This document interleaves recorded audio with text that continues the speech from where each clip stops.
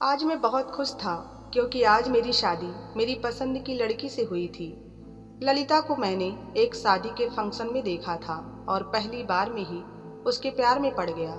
वो इतनी सुंदर थी कि मैंने कुछ ही दिनों में उसके घर वालों से उसका हाथ मांग लिया और वो भी तुरंत ही राजी हो गए क्योंकि मेरे पास एक अच्छी नौकरी थी। 3 महीने के लंबे इंतजार के बाद आज मेरी और ललिता की शादी हुई और आज वो मेरे साथ थी। ये 3 महीने मेरे लिए 3 सालों जैसे बीती। मुझे उससे बात करनी थी, उसकी मीठी आवाज़ सुननी थी, पर बाद में खुद को ही समझा लेता कि जितना लंबा इंतजार उतना ही गहरा प्यार। जब से हमारा रिश्ता तय हो गया था, मेरा प्यार उसके लिए बढ़ता ही जा रहा था। वो 22 साल की सुंदर लड़की थी और मैं भी 26 साल का सुंदर नौजवान लड़का। ललिता मेरी माँ की सहेली की ही बेटी थी, इसीलिए मुझे उसके बारे में ज़्यादा कुछ पता करने की ज़रूरत नहीं थी। वो आज मेरा इंतज़ार कर रही होगी। उसे दुल्हन के जोड़े में देखने के लिए मैं बहुत उत्सुक था। मैं धीरे से अंदर गया और उसके पास जाकर बैठ गया। मुझे लगा कि जैसे उसके हाथ कँपकँपा रहे हों। वो बहुत घबरा रही थी। मैंने उसका हाथ अपने हाथों में लिया, पर उसने तुरंत अपना हाथ खींच लिया। शायद वो शर्मा रही थी। मैंने उससे कहा कि तुम्हें घबराने की कोई ज़रूरत नहीं है। मैं तुम्हारा बहुत ख्याल रखूंगा और तुमसे इतना प्यार करूंगा जितना कभी किसी ने नहीं किया होगा। वो इतनी सुंदर लग रही थी मानो कोई स्वर्ग की अप्सरा ही मेरे सामने बैठी हो। मैं खुद को बहुत खुशकिस्मत समझ रहा था। मैं उसकी तारीफ किए जा रहा था, पर उसके चेहरे पर जरा सी भी हंसी नजर नहीं आ रही थी। शायद वो शर्मीली हो, पर वो बिल्कुल भी हंस नहीं रही थी। उल्टा लग रहा था कि वो रो रही हो। मैं उसके करीब जाने की कोशिश कर रहा था। उतने में उसने कहा कि उसके पेट में बहुत दर्द हो रहा है। ये सुनते ही मैं थोड़ा अचंभित हो गया। थोड़ी देर पहले मैं बहुत खुश था, पर अब उसके ऐसे व्यवहार से मेरी चिड़चिड़ हो रही थी। मुझे लगा कि उससे कुछ नहीं हो रहा है, बस मैं उसके पास ना जाऊं इसलिए बहाना बना रही होगी।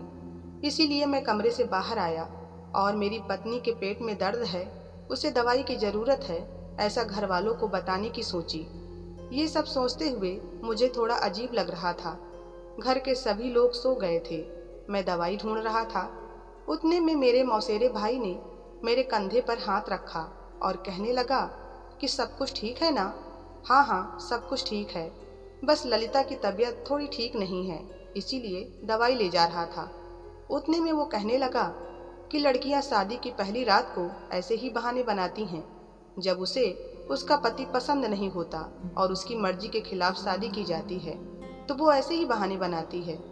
उसने मुझसे ये सब कहा, लेकिन मुझे उस पर गुस्सा आ रहा था, पर मुझे घर का माहौल बिगाड़ना नहीं था, इसीलिए मैं चुप रहा। थोड़ी देर पहले मैं यही सोचे जा रहा था कि ललिता के पेट में दर्द हो रहा होगा, पर अब भाई की बातें सुनकर यही लग रहा है कि क्या सच में उसे मुझ में कोई दिलचस्पी नहीं है। अगर उसे मैं पसंद नहीं था तो उसने हाँ क्यों कहा। पर जहाँ तक मुझे पता था, उसके घर वालों ने उसकी मर्जी जानकर ही इस रिश्ते के लिए हाँ कही थी। अगले पल लगा कि कहीं ऐसा तो नहीं कि मेरे भाई ने जानबूझकर ऐसा ख्याल मेरे दिमाग में भरा हो, पति पत्नी का रिश्ता खराब हो इसलिए। अगर मैं इसे डॉक्टर के पास ले जाऊं तो इस पर भी लोग कहेंगे कि शादी की पहली रात को पत्नी को अस्पताल क्यों ले गया। आखिर ललिता को क्या हो गया था कि उसकी तबीयत ही बिगड़ गई। लोग ऐसी चीज़ों पर बहुत गौर करते हैं और उसे गलत रंग देते हैं। हमारे सारे रिश्तेदार हमारे साथ खूब घूमे थे। मैंने बहुत खर्च किया था और शादी भी बहुत धूमधाम से की थी। हम ज़्यादा अमीर भी नहीं थे, पर शादी में हमने हैसियत से ज़्यादा खर्च किया था, जिसकी वजह थी मेरी अच्छी नौकरी। खैर, मैं कमरे में गया, ललिता को दवाई दी और उसे आराम करने के लिए कहा। लाइट बंद करके मैं बाहर हॉल में आ गया। पूरे घर में सन्नाटा पसरा हुआ था। मैं सोफे पर बैठ गया और सब कुछ सोचते सोचते कब आँख लग गई पता ही नहीं चला। माँ की आवाज़ से मेरी आँख खुली। राजा, तुम यहाँ क्या कर रहे हो? माँ, तुम्हें पता है ना, मुझे सुबह 6 बजे चाय पीने की आदत है। बस चाय के लिए बाहर ही आया था और कब आकर सोफे पर आँख लग गई पता ही नहीं चला। वो सब तो ठीक है बेटा, लेकिन बाकी के रिश्तेदारों ने तुम्हें ऐसे यहाँ देख लिया तो क्या सोचेंगे? इसी बात को गलत दिशा में लेकर सोचेंगे। जाओ तुम अपने कमरे में। थोड़ी देर बाद सभी लोग अपने अपने कमरों से बाहर आ गए। मेरा उदास चेहरा देखकर उन्हें कई बातों का अंदाजा आ गया होगा। वो सभी लोग मुझे कुछ नहीं बोले, पर मेरी आंखें बहुत कुछ कह रही थी। मैं चेहरे पर से खुश होने का जता रहा था, पर शायद मेरे मन की अवस्था मेरी आंखें बयां कर रही थी। माँ ने मुझे ललिता को देखने के लिए अंदर भेजा। देखा तो ललिता बेड पर नहीं थी, वॉशरूम में से पानी की आवाज़ आ रही थी। पर सामने का दृश्य देखकर मेरी पलकें गीली हो गई थी।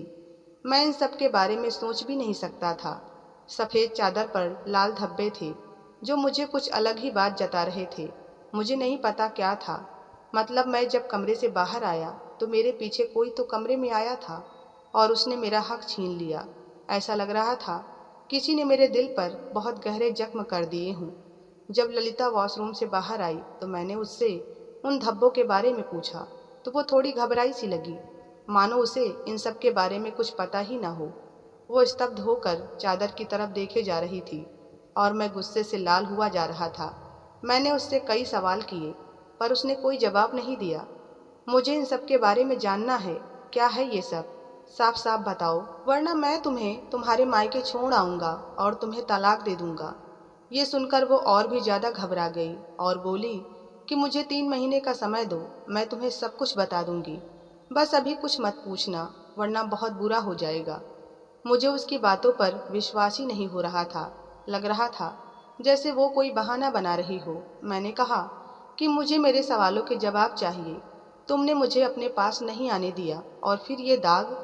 मैंने प्यार की खातिर तुमसे शादी की और प्यार में इतना अंधा हो गया कि तुम्हारे बारे में कुछ भी पता नहीं किया। पर अब लग रहा है कि तुमसे शादी करके मैंने बहुत बड़ी गलती कर दी। आखिर ऐसा कौन सा रहस्य है जो तुम मुझे 3 महीने के बाद ही बताओगी? मैं 3 महीने नहीं रुक सकता। घर में किसी को कुछ पता न चले, इसलिए मैं धीरे पर गुस्से से ही बोल रहा था। मैं नहीं चाहता था कि ये बात हमारे कमरे से बाहर जाए। मैं ऐसा व्यक्ति था जो मौत के बाद भी अपना रहस्य किसी को नहीं बताता। मेरा गुस्सा देखकर ललिता बहुत डर गई थी और रोने लग गई। उसे रोता देखकर मुझे बुरा लग रहा था। चाहे कुछ भी हो, थी तो वो मेरा पहला प्यार ही ना। पर मन में यही सवाल था कि आखिर किसने मुझसे मेरा ये हक छीना। क्या सोचकर मैंने शादी की थी और 2 दिन में ही मेरी पत्नी ने मुझे मेरी ही नज़रों में गिरा दिया। चेहरे से इतनी मासूम दिखने वाली अंदर से इतनी बुरी होगी, ये मैंने कभी सोचा भी नहीं था। मेरे मौसेरे भाई का पहले से लड़कियों के साथ दोस्ती रखने का स्वभाव था। महीने बदलने पर उसकी गर्लफ्रेंड भी बदलती रहती थी, उनके साथ घूमता फिरता। पर घर की खुद की भाभी के साथ ऐसा कुछ करेगा, इसके बारे में मैंने कभी सोचा भी नहीं था। मैंने अपनी बाइक की चाबी ली और निकल गया घर से। कुछ समझ नहीं आ रहा था। अब मुझे बहुत ही अकेलापन महसूस हो रहा था। दिल अंदर से टूट सा गया था। रात कब हो गई मुझे पता ही नहीं चला। मम्मी पापा के बार बार फ़ोन आ रहे थे। जैसे तैसे खुद को समझाते हुए मैं घर लौटा। मैं उन पुरुषों में से नहीं था जो अपने अपमान का बदला स्त्रियों पर अत्याचार करके लेते हैं। माँ कहने लगी कि नई नवेली दुल्हन को छोड़कर तुम कहाँ चले गए थे? मैंने कुछ नहीं कहा। सभी का खाना हो गया था और मेरी तो भूख ही मर गई थी। इसलिए मैंने ऐसा दिखाया कि मैं खाना बाहर से ही खा कर आया हूँ। मैं अपने कमरे की तरफ बढ़ा। मुझे ललिता से कोई बात नहीं करनी थी। मैं कमरे में गया, लेकिन वहाँ बहुत अंधेरा था। लाइट ऑन की तो देखा ललिता सो रही थी, खुद को कंबल में पूरी तरह से लपेटे हुए। ब्लैंकेट हटाते ही मैं सन्न रह गया, क्योंकि ललिता बिस्तर पर नहीं थी। तकिए कुछ इस तरह से रखे गए थे मानो कोई सो रहा हो।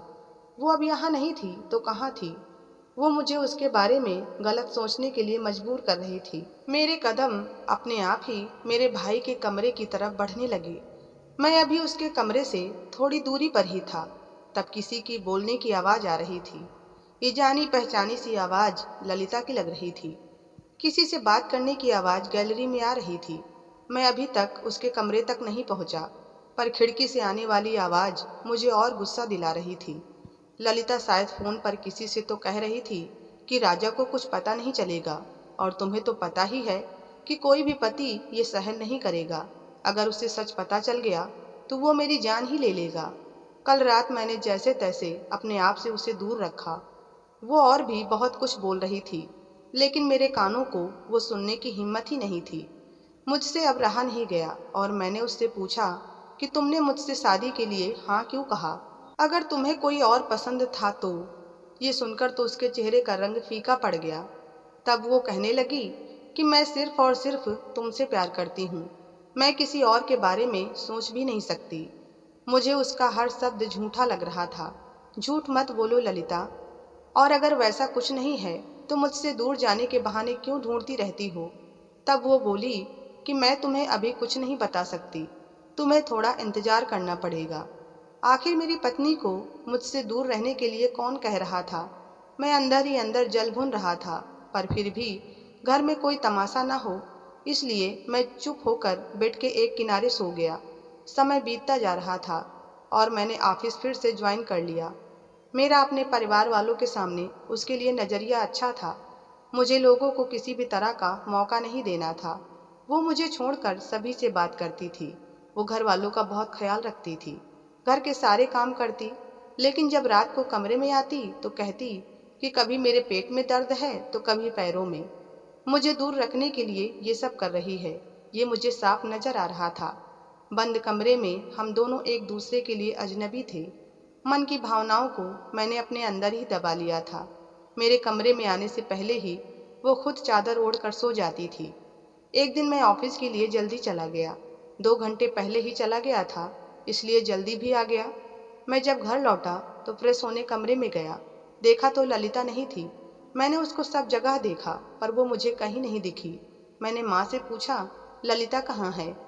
इसे सुन माँ ने मेरी तरफ हैरानी से देखा और कहने लगी कि अरे, तुमने ही तो उसे अपने भाई के साथ भेजने के लिए कहा था। मैंने माँ की तरफ देखा तो माँ थोड़ी परेशान सी लगी। फिर मैंने जानबूझकर कहा कि हाँ हाँ याद आया, मैंने ही तो कहा था। काम के स्ट्रेस के कारण मैं तो भूल ही गया था। मैं वहाँ से चुपचाप अपने कमरे में आ गया। दिल अंदर से जल रहा था। आखिर मेरी पत्नी मेरे भाई के साथ ये घर छोड़कर चली गई। माँ मेरे कमरे में ही चाय लेकर आ गई। 1 घंटे से ज़्यादा का वक्त बीत गया था और अभी तक दोनों लौटे नहीं थे। थोड़ी देर बाद रूम का दरवाज़ा खुला और वो अंदर आई। मुझे देख थोड़ी हैरान और परेशान सी लगी। कहने लगी कि मेरी तबीयत ठीक नहीं थी, इसलिए आपके भाई के साथ डॉक्टर के पास गई थी। ये सुनकर पता नहीं क्यों पर मुझे ज़्यादा कुछ फर्क नहीं पड़ा, पर वो मुझसे जो झूठ बोल रही थी उस वजह से मेरा शक और गहरा होता जा रहा था। फ़ोन और पर्स टेबल पर रखकर वो वॉशरूम चली गई। तभी मेरी नज़र उसके फ़ोन पर पड़ी।